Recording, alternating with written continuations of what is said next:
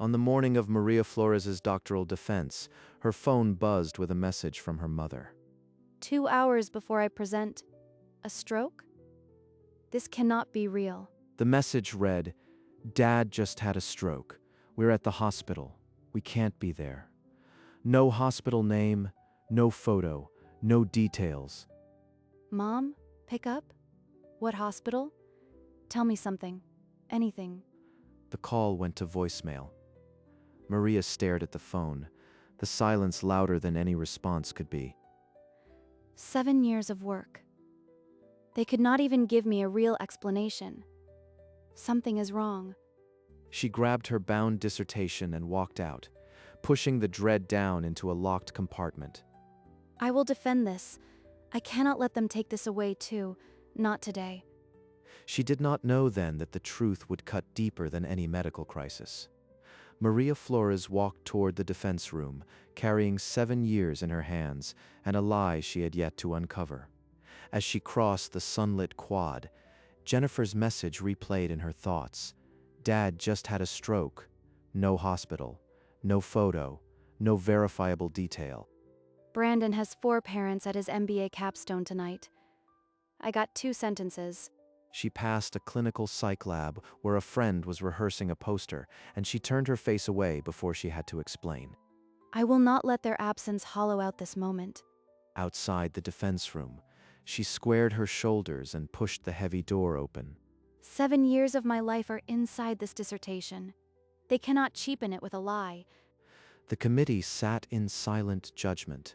5 academics in robes, and at the center, Dr. Andrew watched her with calm, neutral eyes.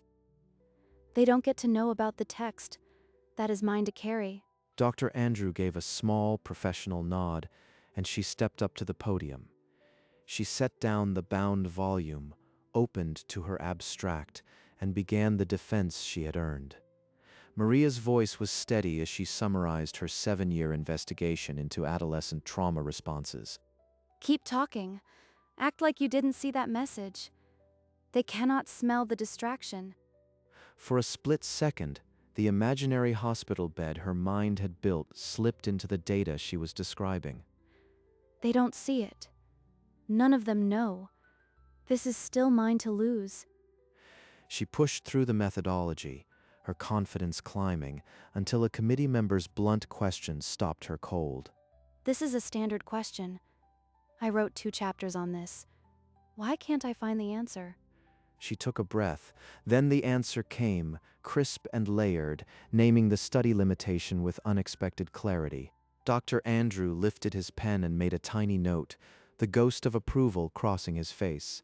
She closed the presentation, and the committee shifted into the first round of formal questions. Maria had stepped through her first test, but the harder one was still unfolding inside her. For 40 tense minutes, the committee probed every axis of her work, and each time Maria answered with the certainty of someone who had lived inside the data. They're trying to crack me, but I know this material, like I know my own scars. Dr. Andrews set his pen down and exchanged a look with the member beside him, the kind of look that meant the defense was tilting in her favor. The committee withdrew behind a closed door, and Maria sat alone in the silence, her father's imagined hospital room crowding back in. If he's really dying, should I leave? But they still haven't told me where to go. When the door reopened, Dr. Andrews stepped in first and said simply, "The committee is pleased to inform you that you have passed your defense." Maria exhaled a breath she had been holding for 7 years, but the full weight of the morning refused to let her celebrate. I'm Dr. Flores now, but my father might be dying, and I can't even call a real hospital. Dr. Andrews' grip was warm and professional, and for a heartbeat, Maria let the title doctor settle on her shoulders. In that crowded room of academic victory, she was utterly alone, clutching a secret that turned her triumph into shadow. As the last committee member filed out, Dr. Andrew touched Maria's elbow and pulled her gently toward the window alcove. "How's your dad? I was thinking about him this morning." Why would he ask that?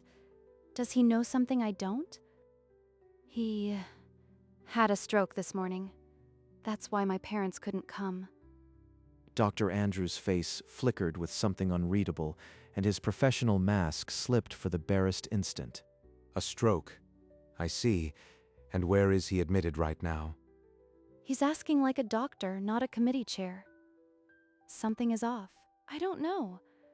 My mom just texted me. No hospital, no details, it's vague. May I see that message?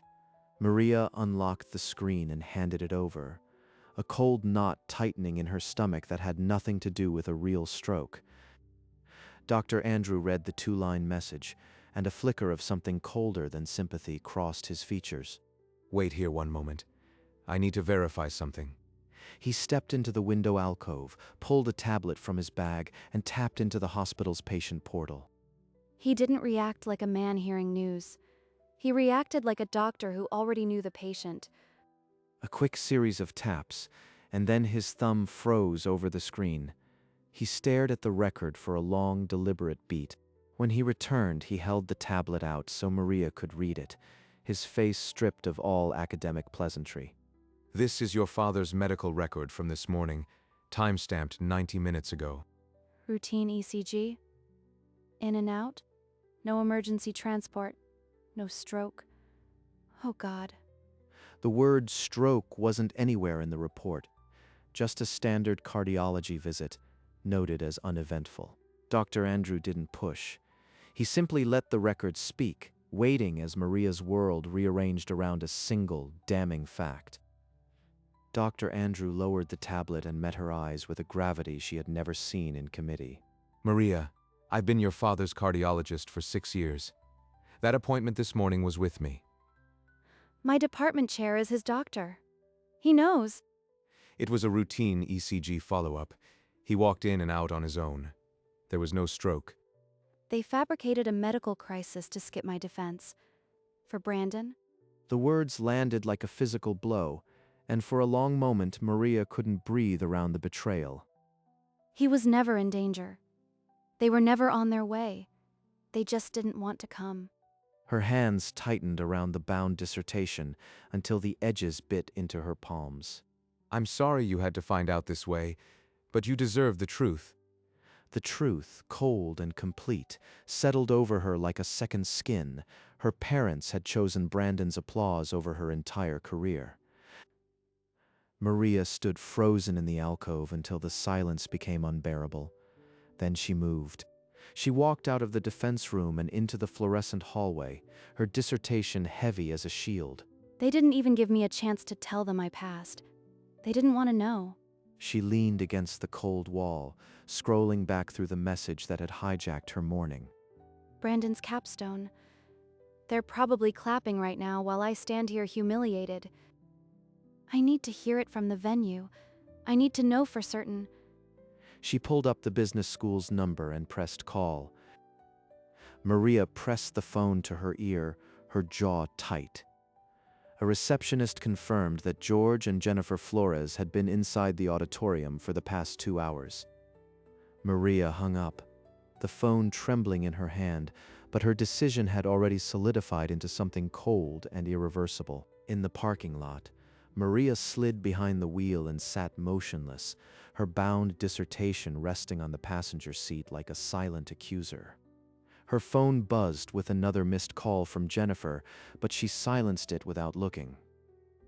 They want me to believe my father is dying so they can clap for Brandon. They don't get to hear my voice tonight. She punched the business school's address into the navigation and pulled out of the space. At the first red light, her knuckles went white on the steering wheel as the full scope of the deception coursed through her. They sat there for 2 hours, laughing probably, while I was defending my life's work. They didn't even consider me. She drove past the university's main gate, the cap and gown still draped over her shoulders from the defense. I won't scream. I won't cry. I'll just stand there and let them see what they tried to erase. The navigation announced she was 10 minutes away, and a strange quiet replaced the chaos in her chest. Maria guided her car into the visitor lot of the business school, the auditorium roof now visible through the treetops, and turned off the engine. Maria stepped out of the car, the heavy academic gown settling around her shoulders like armor. They're in there, clapping for Brandon, for him. She walked toward the glass-fronted business school, her bound dissertation pressed tight against her ribs. My silence will be louder than any argument. They'll see what they chose to miss. In the lobby, a few attendees glanced at the woman in full academic regalia, but Maria didn't slow. I don't need to speak. I just need to be seen. She followed the signs to the auditorium, the distant sound of a presentation leaking through the double doors. At the entrance, she paused, one hand on the cool metal bar, and felt the vibration of applause through her palm. He just finished. Perfect timing. Maria pushed the door open and stepped into the dark auditorium, the stage lights washing over her unannounced silhouette. On stage, Brandon spread his hands wide as the final slide lingered, soaking in the applause of the crowd. At the back of the auditorium, Maria did not clap. She stood motionless, her robe catching stray light from the open door. Jennifer Flores clapped with theatrical enthusiasm, leaning toward George and whispering something behind her hand. Then, as if compelled by a silent alarm, Jennifer's head turned and her eyes found the figure in the doorway. No, she shouldn't be here. She bought it. How is she standing there? Maria met her mother's stare without blinking, her face unreadable as stone. The color drained from Jennifer's face so fast she gripped the armrest, her practiced poise shattering into something raw. George followed her gaze, his expression cycling from pride to confusion to dawning comprehension. On stage, Brandon's smile flickered. He saw Maria too, but couldn't compute why she was robed, why she was here. Maria did not move, did not speak. She simply let the silence grow, her presence the only indictment she needed. Jennifer's mouth opened, but no sound came.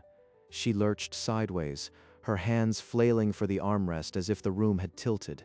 Jennifer, what's happening? You've gone white. Jennifer let her body go limp, sliding against the chair with a theatrical gasp that drew every eye in the section.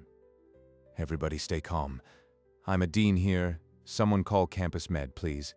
Dean Thompson pushed through the milling strangers, his academic robes tangling as he bent to check Jennifer's pulse. She was fine a second ago. Why now? And why is Maria just standing there? Through the rising chaos, Maria remained still as a pillar, her dissertation clutched against her chest. There it is. The second act. She'd rather collapse than face me honestly. George hovered uselessly, his gaze darting between his slumped wife and the daughter who had not moved a muscle. No one looked at Maria anymore except Jennifer, who cracked one eye for the briefest instant and found the same unflinching stare waiting. She held her mother's frightened stare for 3 long seconds, then shook her head once. Without a single word, she turned on her heel and walked toward the glowing exit. The double doors swung open under her hands, and she stepped through them without a backward glance. Bright daylight flooded the lobby, and the cool air outside washed over her face. She kept walking, past the business school's glass facade, her crimson robe trailing behind her like a quiet banner. They wanted me to break. I didn't. The chatter and commotion inside the auditorium faded until it was just birdsong and her own steady footsteps. I'm Dr. Maria Flores, and they didn't get to take that. She reached the edge of the parking lot and paused, looking back at the building that held her family. Then she turned away and kept walking, her dissertation pressed to her heart. Maria slid into the driver's seat and sat motionless, the key untouched in the ignition. She rested her forehead against the steering wheel and let the quiet settle into her bones. The drive home dissolved into a smear of traffic lights and sleepy neighborhood streets. Inside her apartment, she unclipped the graduation cap and let it tumble onto the couch. Her phone buzzed with another call from Mom, the 5th since she had left the auditorium. Maria silenced the ringer, then blocked the number.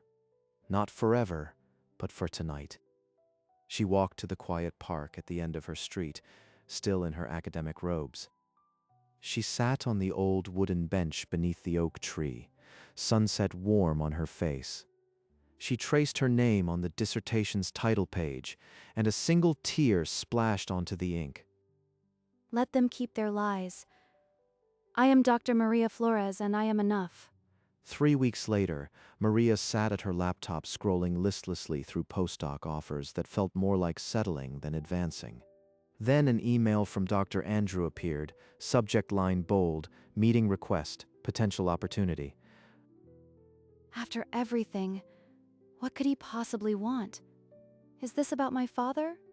She walked to his office building, the weight of her dissertation replaced by a curiosity she hadn't felt in weeks. Dr. Andrew greeted her with a warm handshake and gestured to the chair across from his desk. Maria, I've been tracking the Clinical Research Center's hiring cycle, and a tenure-track position open that I believe is tailor-made for you. A tenure-track role? I was about to accept a postdoc at Northwestern. The salary is $40,000 higher than any postdoc you'll find. More importantly, it puts you exactly where your research belongs. He turned his monitor so she could see the posting, his finger resting just beneath the salary line.